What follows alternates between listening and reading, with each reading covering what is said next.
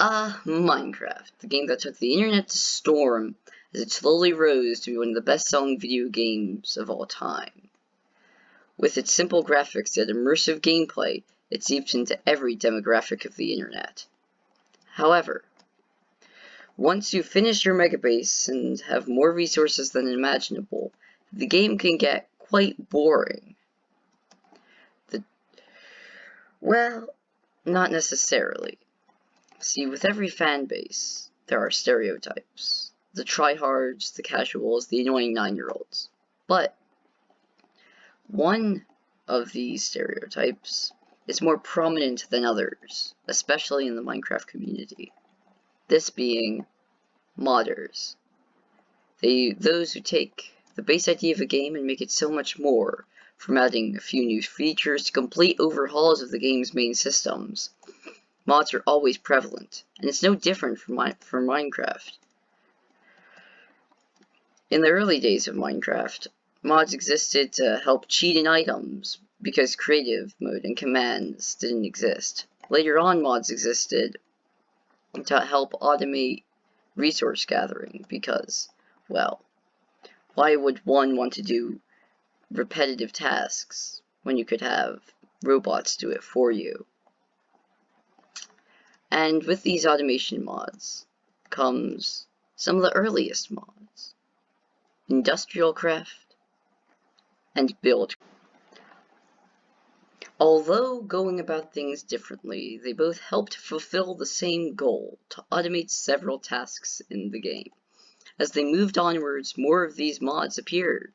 Many of these tech mods were dependencies of buildcraft and industrial craft, such as forestry, which added bees and arboriculture, bee breeding, just several features to help spice up the relatively plain modding community at this moment, as well as thermal expansion, which added several new ores and ingots and ways to process them. All of these mods were unique. The features they added had never been seen before, and had tons of potential to be expanded upon. This was the golden age of modding.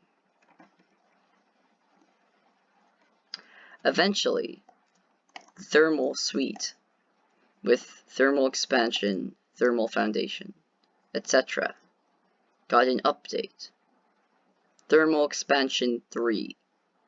Among the new features in this update, we've acquired a new dependency: redstone flux. This was a new energy system to help remove its dependency on buildcraft and allow it to use its own generators, as opposed to buildcraft's various generators. With the development of redstone flux, the entire modding scene changed. Tech mods, a phenomena in itself, now were able to interchange their power systems with other mods, allowing cross-mod interaction on a scale unseen previously.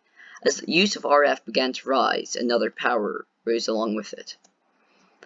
The Forge mod loader itself made its own power system, FE, Forge Energy.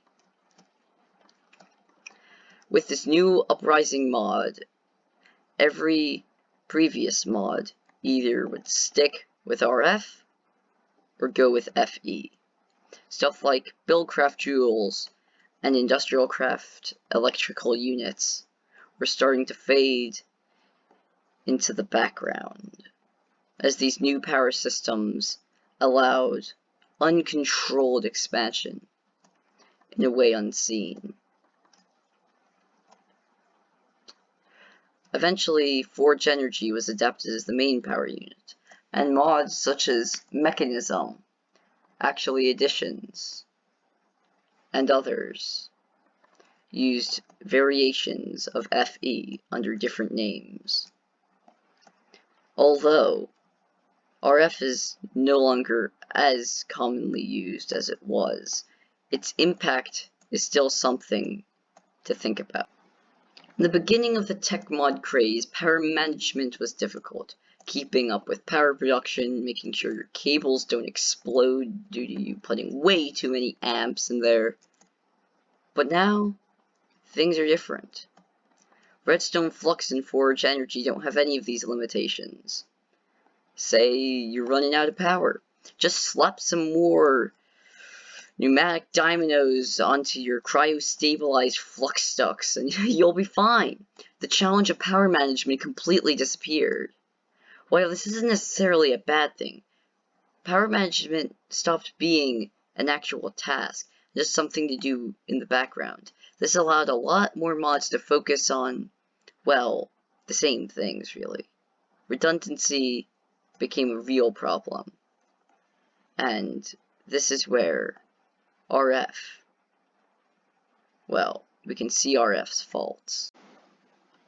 Because every mod could so easily generate power, and so easily develop the mod with the new APIs, every mod would have the same machines.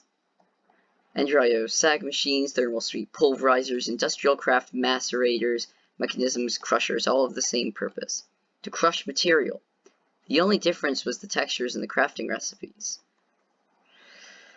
At the time, it became so bad that you couldn't go into a mod pack without seeing at least 4 different crushers, or alloy smelters, or electric furnaces. Tech mods went from having interesting concepts to you just trying to choose which one is the most efficient. This decline into simple constructs led to many people reminiscing about the past.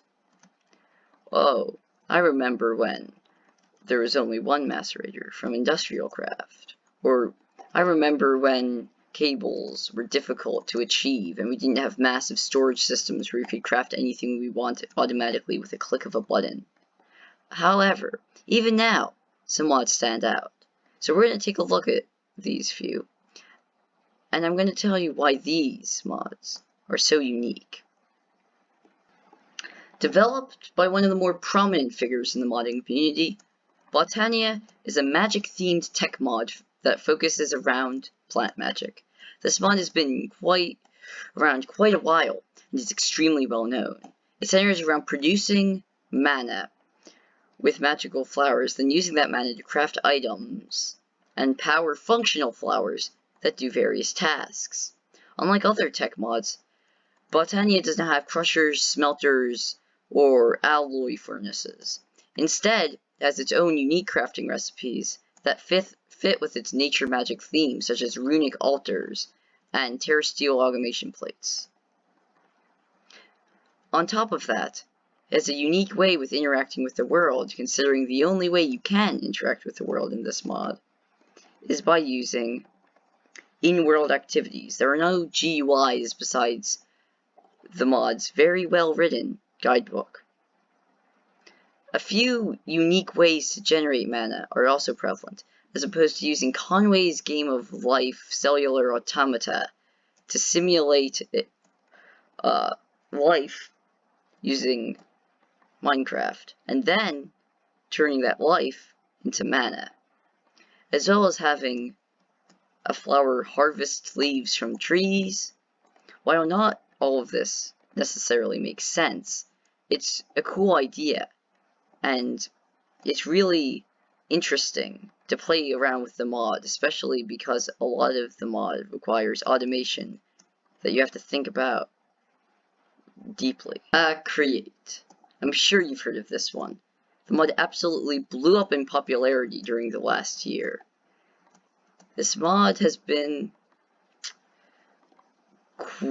quite frequently been the main topic of several YouTube videos, causing it to become extremely well known, especially because it hasn't been around for that long. The mod focuses on a torque-based energy system where you transport motion-based energy through shafts to machines such as harvesters and crushers.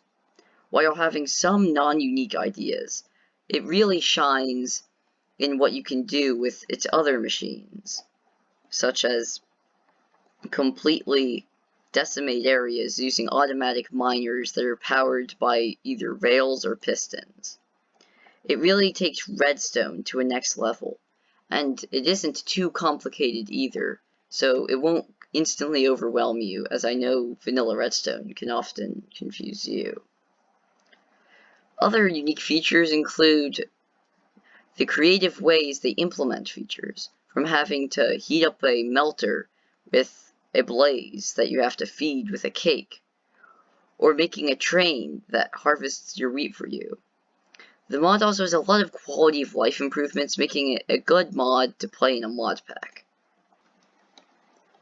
Pneumaticraft, a lesser known mod based on transporting air pressure through tubes and heat-based energy from that air pressure.